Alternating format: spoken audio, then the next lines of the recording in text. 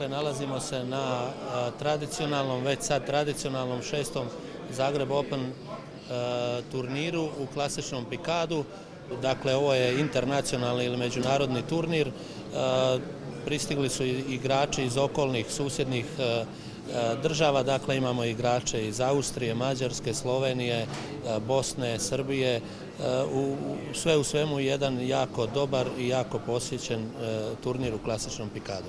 Prošli tjedan smo dakle na Skupštini Hrvatskog olimpijskog odbora primljeni u punopravno članstvo, dakle Hrvatski pikado savez je primljen u punopravno članstvo.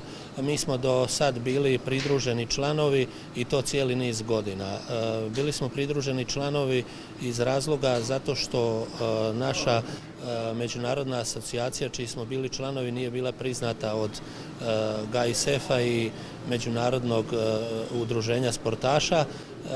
I naravno kako bi ostvarili tu zadnju prepreku ulaska, odnosno primanja u punopravno članstvo, morali smo se preorijentirati i zapravo ući u svjetsku federaciju koja je ujedno i član GAISF-a.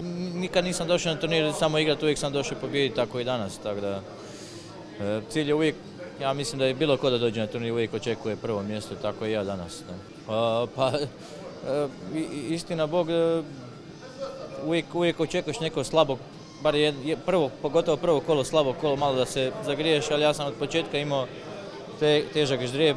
Mitja Habljan iz Slovenije, odličan igrač, već isto tak igra koji ja, ko zna, možda i duže od mene. Već je bio napet meč, drugo kolo sa Dejanom Biškupićem, kolega iz Repke, o čem pričamo, treće kolo Dino Marušić, znači naš jedan od mlađih igrača koji eto, prijeti svima nama, igra odličan pikado i to sam uspio dobiti. Sad Savrić Ivica, opet kolega iz Repke, znači nisam imao slabu partiju od kad sam krenuo igrati. Prvo kolo sam bio slobodan, istina Bog, ali svejedno nije to tako baš lako samo za odigrati. Da. Ja sam Filip Ljubenko, imam 17 godina, dolazim iz Zagreba, trenutno sam član juniorske reprezentacije u pikadu i danas sam došao igrati ovaj turnir koji je jedan jako veliki i dobar turnir na ovom području, ima puno jako dobrih igrača i moja neka očekivanja nažalost danas nisam ispunio, ali bit će na kraju sljedeće godine i u godinama naprijed. Pikado treniram već 5. godinu. Treniram u Pikado klubu Janje, čiji sam i član, koji je jedan od najtrofejnijih klubova u Hrvatskoj. I pažnju za Pikado mi je privukao moj otac koji se njime bavio 20 godina. Moja želja je, evo, možda malo neskromno, ali naravno da budem svjetski prvak i što bolje rezultate postići. Kontinuirano svake godine imamo sve veći broj prijavljenih igrača.